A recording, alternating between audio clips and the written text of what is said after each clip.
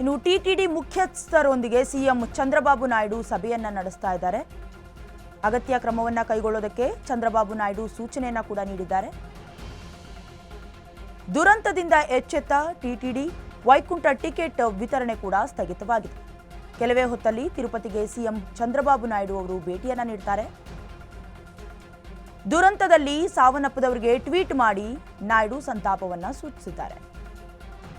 ಇನ್ನು ಟಿಟಿಡಿ ಮುಖ್ಯಸ್ಥರು ಯಾರಿದ್ದಾರೆ, ಆಡಳಿತ ವರ್ಗದವರು ಯಾರಿದ್ದಾರೆ, ಎಲ್ಲರ ಜೊತೆ ಸಿಎಂ ಚಂದ್ರಬಾಬು ನಾಯ್ಡು ಅವರು ಇವತ್ತು ಸಭೆಯನ್ನ ಕೈಗೊಂಡಿದ್ರು. ಅಗತ್ಯ ಕ್ರಮವನ್ನ ಕೈಗೊಳ್ಳಬೇಕು, ಮುಂಜಾಗ್ರತಾ ಕ್ರಮವನ್ನ ಕೈಗೊಳ್ಳಬೇಕು ಅಂತ ಸೂಚನೆಯನ್ನ ಕೊಟ್ಟರು.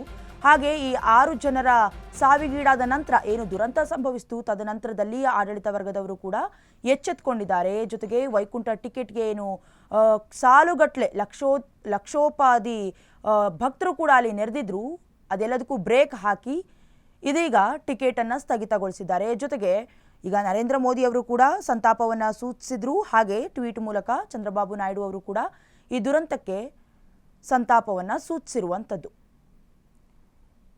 ಇನ್ನು ವೈಕುಂಠ ದ್ವಾರದ ಸರ್ವದರ್ಶನಕ್ಕೆ ಇದೇ ತಿಂಗಳು 10, 11, 12 ಹಾಗೆ 12ನೇ ತಾರೀಕು ವೈಕುಂಠ ಏಕಾದಶಿ ಇತ್ತು. ಹಾಗಾಗಿ ಈ ನಿಮಿತ್ತ ಗುರುವಾರ ಬೆಳಿಗ್ಗೆ 5 ಗಂಟೆಯಿಂದ ವೈಕುಂಠ ದ್ವಾರ ಸರ್ವದರ್ಶನಕ್ಕೆ ಟಿಕೆಟ್ ಅನ್ನು ನೀಡಲಾಗುತ್ತೆ ಅಂತ ಟಿಟಿಡಿ ಪ್ರಕಟಣೆಯನ್ನು ಹೊರಡಿಸಿತ್ತು.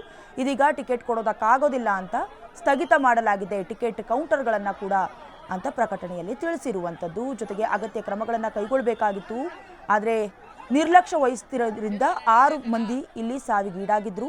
ಹಾಗೆ ಇವತ್ತು ಟಿಕೆಟ್ ಕೊಡೋದನ್ನು ಕೂಡ ಸ್ಥಗಿತಗೊಳಿಸಲಾಗಿದೆ. ಇನ್ನು ದುರಂತದಲ್ಲಿ ಸಾವನ್ನಪ್ಪಿರುವವರಿಗೆ ಟ್ವೀಟ್ ಮಾಡಿ ನಾಯ್ಡು ಸಂತಾಪವನ್ನು ಕೂಡ ಸೂಚಿಸಿರುವಂಥದ್ದು. ಇನ್ನು ಟಿಟಿಡಿ ಮುಖ್ಯಸ್ಥರೊಂದಿಗೂ ಕೂಡ ಸಿಎಂ ಚಂದ್ರಬಾಬು ನಾಯ್ಡು ಅವರು ಸಭೆಯನ್ನು ಸೇರಿ ಅಗತ್ಯ ಕ್ರಮಗಳು ಏನೇನಿದೆ ಎಲ್ಲವನ್ನ ಕೂಡ ಕಟ್ಟುನಿಟ್ಟಾಗಿ ತೆಗೆದುಕೊಳ್ಳಬೇಕು ಅಂತ ಸಲಹೆ ಸೂಚನೆಯನ್ನು ನೀಡಲಾಗಿದೆ.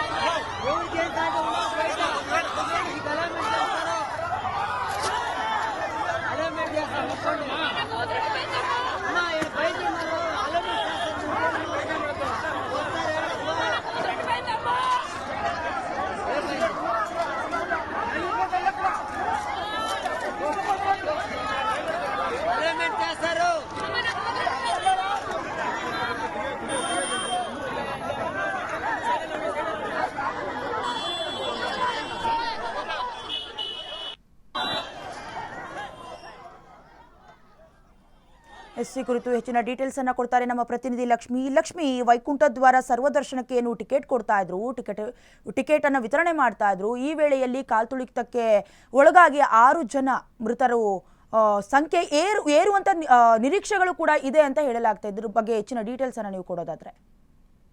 ಹೌದು ಡಯನ, ಈಗಾಗಲೇನು ವೈಕುಂಠ ಏಕಾದಶಿಗೆ ಕ್ಷಣಗಣನೆ ಆರಂಭವಾಗಿರುವಂತದ್ದು. ಸಾಕಷ್ಟು ಭಕ್ತರು ರಾಜ್ಯದ ಮತ್ತು ದೇಶದ ವಿವಿಧ ಭಾಗಗಳಿಂದ ಸಾಕಷ್ಟು ಭಕ್ತಾದಿಗಳು ಈಗಾಗಲೇ ತಿರುಪತಿ ತಿಮ್ಮಪ್ಪನ ದರ್ಶನಕ್ಕೆ ಹೋಗ್ತಾ ಇರುವಂತಹದ್ದು. ಅದ್ರ ಜೊತೆಗೆ ಅಂದ್ರೆ ಇದು 10, 11 ಮತ್ತು 12ನೇ ತಾರೀಕಿನವರೆಗೂ ಅಂದ್ರೆ ವೈಕುಂಠ ಏಕಾದಶಿ ಇರುವ ಹಿನ್ನೆಲೆಯಲ್ಲಿ ಈಗಾಗಲೇ ಕಳೆದ ವಾರದಿಂದಲೇ ಈಗಾಗಲೇ ಭಕ್ತಾದಿಗಳು ಈಗ ದರ್ಶನಕ್ಕೆ ಹೋಗ್ತಾ ಇರುವಂತ. ಅದ್ರ ಜೊತೆಗೆ ಏನಂತಂದ್ರೆ ಆನ್ಲೈನ್ ಮೂಲಕ ಕೂಡ ಈಗಾಗಲೇ ಟಿಟಿಡಿ ಕಡೆಯಿಂದ ಒಂದಷ್ಟು ಟಿಕೆಟ್ ಖರೀದಿಗೆ ಮುಂದಾಗಿತ್ತು.